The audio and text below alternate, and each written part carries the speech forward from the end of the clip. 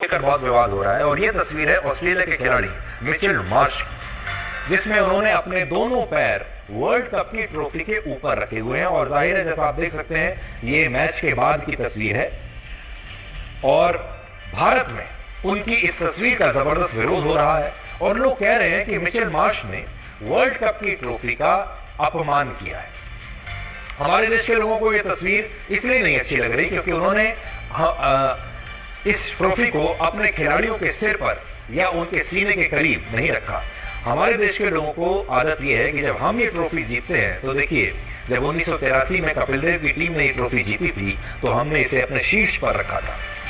हम सम्मान करना जानते हैं और हमारे संस्कार ऐसे हैं कि जब हम कोई बहुत बड़ी उपलब्धि हासिल करते हैं तो उसे अपने माथे से लगाते हैं, उसे अपने सिर पर रखते हैं। हमारा सम्मान करने का ये तरीका है और हमारे देश के लोग इसी तरह की तस्वीरों को देखते हुए बड़े हुए हैं और हम इसी तरह की तस्वीरों को देखने के आदी हैं क्योंकि यही हमारे संस्कार हैं।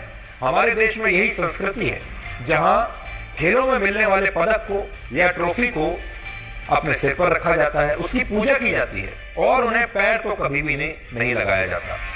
ये परंपरा है हमारे देश की, संस्कृति है हमारे देश की कि हम किसी भी शुभ चीज को, किसी भी अच्छी चीज को अपने पैर से नहीं छूते। और बड़ी बात क्या है, अब हमारे देश के लोग तो बड़े नाराज हो गए, लेकिन उन्हें ये देखना पड़ेगा कि ये संस्कृति हमारी है, ये कल्चर हमारी है, ये परंपराएं हमारी हैं। लेकिन ऑस्ट्रेलिया में जो व्यक्ति रहते हैं, दूसरे देशों में जो लोग रहते हैं, उनकी परंपराएं और उनकी संस्कृति ऐसी नहीं है।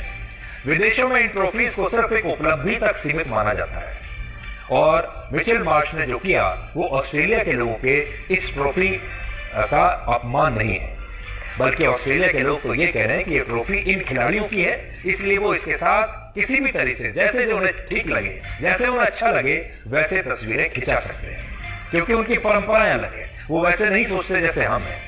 इस बात को आप इस तस्वीर से समझ सकते हैं कि जो फुटबॉल के वर्ल्ड कप फाइनल की तस्वीर है, ये फाइनल अर्जेंटीना की टीम ने जीता था, लेकिन जब अर्जेंटीना के गोलकीपर खिलाड़ी को गोल्डन ग्लव्स का पुरस्कार दिया गया, गोल्डन ग्लव्स दिया गया, तो उन्होंने इसके साथ आपत्तिजनक तस्वीरें खिंचवाई क्योंकि वहां इसी तरह की कल्चर है। इसलिए यह कहना कि ऑस्ट्रेलिया के खिलाड़ियों को भी भारतीय संस्कृति के हिसाब से ही इस ट्रॉफी के साथ व्यवहार करना चाहिए, यह शायद सही नहीं होगा। और अगर हम ऐसी उम्मीद कर रहे हैं तो हम शायद जरूरत से ज्यादा उम्मीद लगाकर बैठे हैं ऑस्ट्रेलिया के इन खिलाड़ियों से।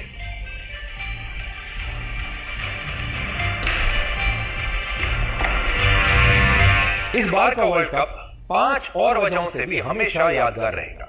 पहला, इस वर्ल्ड कप में विराट कोहली ने सचिन तेंदुलकर के 49 वनडे शतकों का रिकॉर्ड तोड़कर एक नया कीर्तिमान स्थापित किया और इस वर्ल्ड कप में उनके रिकॉर्ड्स के साथ उनकी विनम्रता को भी पूरी दुनिया ने देखा।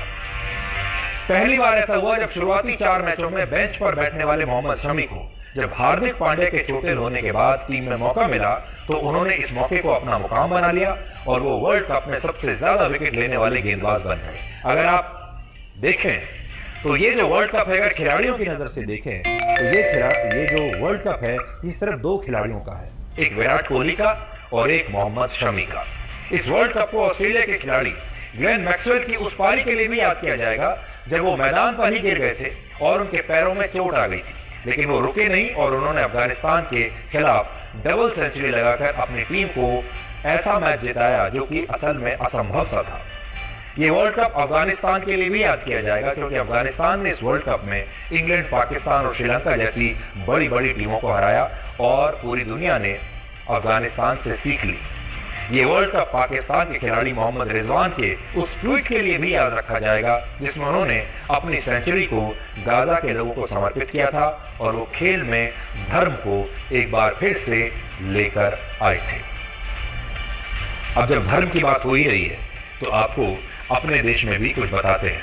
आपने नोट किया होगा कि हमारे देश में छोटी छोटी बातों पर लोगों की धार्मिक भावनाएं आहत हो जाती है, लेकिन आज हम आपको प्रदूषण के बीच प्रकृति की पूजा के सबसे बड़े त्योहार की कुछ निराशाजनक तस्वीरें दिखाएंगे।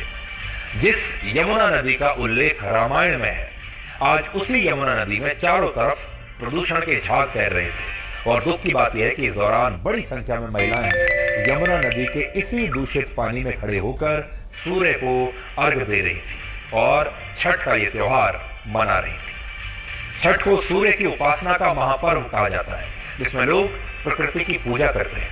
लेकिन सोचिए, दूषित हवा, दूषित जल, दूषित स्थान पर सूर्य की उपासना और प्रकृति की पूजा आखिर कैसे हो सकती है? और क्या ये हमारे त्योहारों का और हमारे भगवानों का भी अपमान नहीं है? आज क्या किसी का अपमान नहीं हो रहा? अलग अलग मान्यताओं के अनुसार छठ पूजा की शुरुआत महाभारत काल में हुई थी, जब पांडवों ने अपने राजपाट के साथ अपनी राजधानी इंद्रप्रस्थ को भी गंवा दिया था। और यह वही इंद्रप्रस्थ था जिसे आज हम दिल्ली कहते हैं। उस समय पांडवों को उनका राजपाट वापस दिलाने के लिए द्रौपदी ने छठ पूजा का व्रत रखा था, जो बाद में सफल रहा। लेकिन सोचिए, आज उसी दिल्ली में छठ पूजा का पर्व इस तरह से यमुना नदी के प्रदूषण वाले, गंदे और झाग वाले पानी के बीच मनाया गया। और जब ये महिलाएं यमुना नदी में खड़े होकर सूर्य को अर्घ्य दे रही थीं